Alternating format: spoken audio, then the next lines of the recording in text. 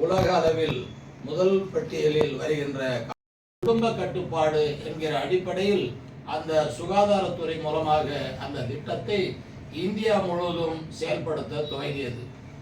India முழுவதும் செயல்படுத்துகின்ற காலகட்டத்தில் நம்முடைய எடுத்துக்கொண்டு அந்த திட்டத்தை மிக சிறப்பான முறையில் இந்தியாவிலே தமிழகம் சிறப்பான முறையில் செயற்படுத்திய காரணத்தினால் இன்றைக்கு மக்கள் தொகை குறைவு வளர்ச்சிக்காகவும் பொருளாதார வளர்ச்சிக்காகவும் நம்முடைய மக்கள் பின்தங்கி இருக்கிற மக்கள் கல்வி அறிவு பெற வேண்டும் என்ற உயர்ந்த நோக்கத்தோடு தான் அந்த குடும்ப கட்டுப்பாடு சூழ்நிலை ஏற்பட்டு இருக்கிறது.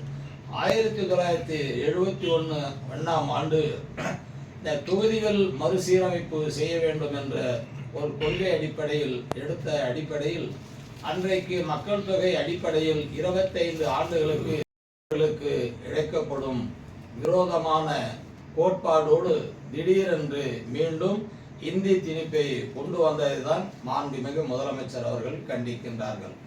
இதெல்லாம் ஒரு தொடர் கதையாக இருக்கின்ற காலகட்டத்தில் திடீரென்று பாராளுமன்றம் குறைக்கின்ற வகையில் தமிழகத்திற்கு அந்த அதிர்ச்சி செய்தியை கொடுத்துள்ளார்கள்.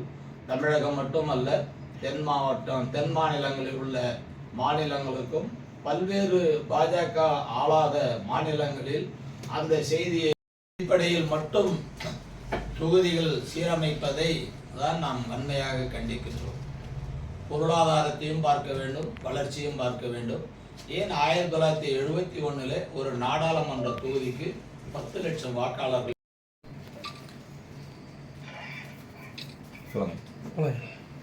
வணக்கம். மாண்புமிகு தமிழ்நாடு முதலமைச்சர் அவர்கள் தமிழ்நாடு போராடும், தமிழ்நாடு வெல்லும் என்ற முழக்கத்தின் நோக்கமே தமிழகத்தில் உள்ள அனைத்து உரிமைகளும் இன்றைக்கு ஒன்றிய அரசாங்கம் தொடர்ந்து படிப்படியாக பறித்து கொண்டு வருகிறது. அது கல்வியானாலும், சுகாதாரமானாலும், பொருளாதார வளர்ச்சியானாலும் தமிழ்நாட்டின் மீது அவர்கள் படிப்படியாக மறைமுகமாக பல்வேறு தாக்குகளை உருவாக்குவதை கண்டிக்கின்ற வகையில்தான் தமிழ்நாடு முதலமைச்சர் தமிழ்நாடு போராடும், தமிழ்நாடு வெல்லும் என்ற முழக்கத்தை இட்டிருக்கிறார்.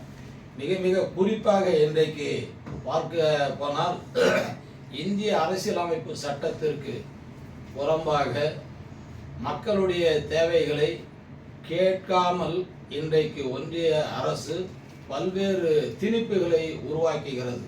தமிழகத்தில் இருமொழி கொள்கை மூலமாக இன்றைக்கு மாணவ செல்வம்